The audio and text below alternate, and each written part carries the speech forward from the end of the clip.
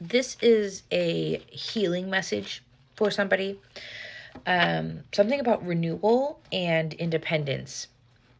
And the way that I'm receiving this information so far is that there needs to be, they're telling me like a clear line of sight. Okay. So maybe there's some sort of confusion, illusion. Maybe there's like a brain fog and uncertainty, right? Something here needs to be cleared up. Like there's this air of like darkness, mystery. Okay. I have healing with Isis and virtue. So maybe a healing of some sort of standard way of living. Okay. Maybe the complexity, right? There's some sort of, it's hard.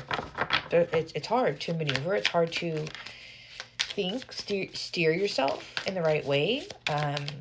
So let's go ahead and dive in if that resonates with you so far. Judgment. This is a wake-up call, okay? God's coming in. They're telling me a reckoning. There's reckoning here, okay?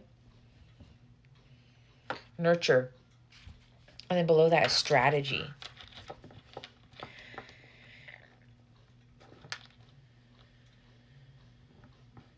And it's funny here in this one, it's like she's like half like, dead darkness and then half like in the light or like alive, right? So what I'm getting from this energy as well is where there's this in between, right? Where there's not clear sight. See, like half is masked. Half of your thought process is uncertain. Half of the way that you're trying to move or strategize kind of gets stuck. They're telling me in the mud, okay, right? So there's this like kind of like stickiness, like and my team is telling me that you keep going around in it.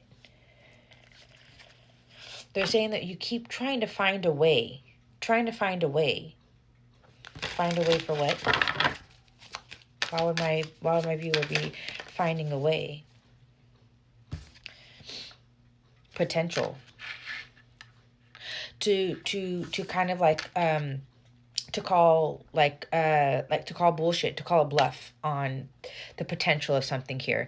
Basically, like fear and ego and pride is stepping in repeatedly over and over again to make up an excuse for you to go down a new path, for you to steer, to clearly see or continue moving in a certain direction here, okay?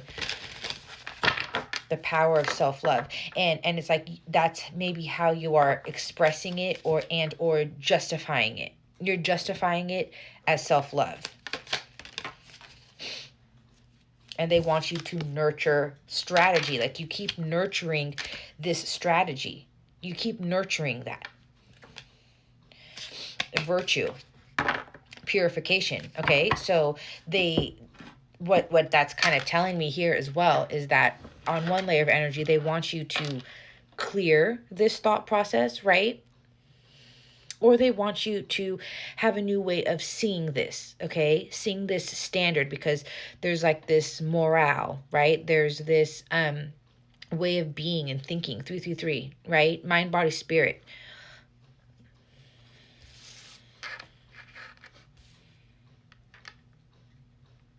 But whatever strategy you are currently nurturing, and it's going to be different for everybody, right?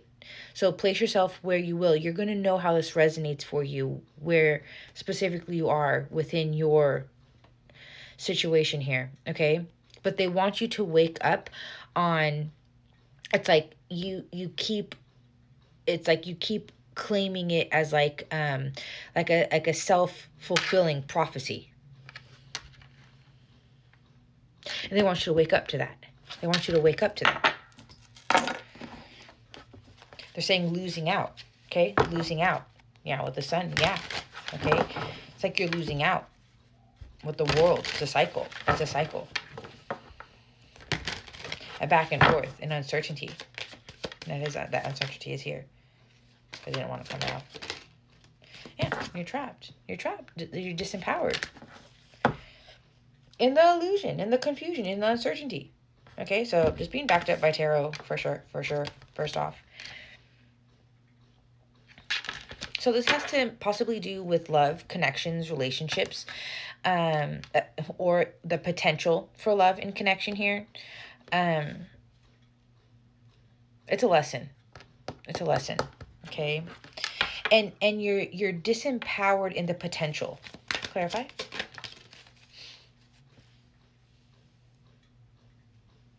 On the progression of on like connection and stability and union. Yeah, it's super in your head. A lot of conflict. Clarify this conflict. Like, why are we bringing this to the surface? Thank you.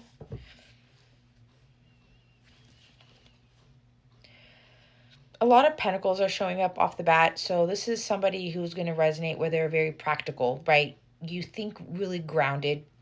You're always kind of in this frame of mind where you're kind of like you maneuver a step ahead of things, right? You're always prepared for the best and or worst case scenario. And so they're calling it a survival strategy, right? So although that type of, outlook and way of thinking is beneficial for certain things, right? You have to differentiate when you need to apply practicality and then when you need to apply emotion, right? Because you're not going to have the same way to maneuver and work through that when you're using different planes, right, of existence. So that's maybe why this is here, right? So you may be somebody who's very grounded and steadfast in the physical, right, within the physical realm. But then when it comes to the emotional realm, maybe you're applying the physical to the emotional, and then that's where you're getting stuck in the mental, right? Which totally makes sense to me. And I hope I describe that as best to have it make sense, okay, here. And I think it will make sense to the people that are going to resonate the most here, okay?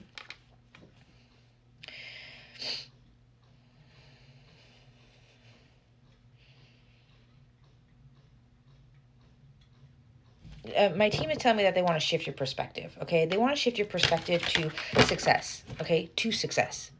So if you have a perspective of, loss, grief, that kind of stuff, right, trapped in this, you're going to have a different outlook. It's hesitancy. There's hesitancy because of a belief.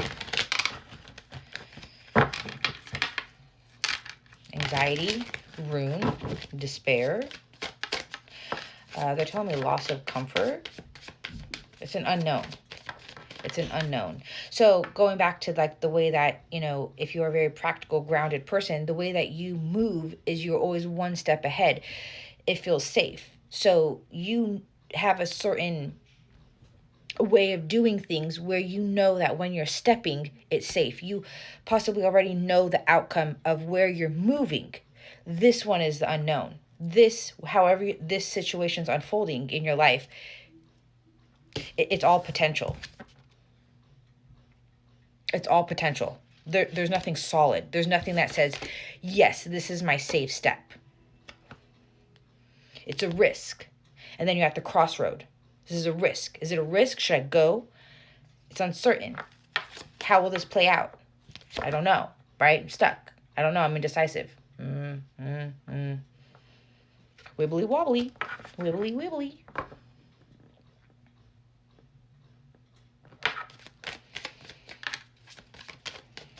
And so you can see how these two characters here have blindfolds, right? You're not fully seeing something here. And I think that's where they want me to shed light. So I'm going to go into part 2.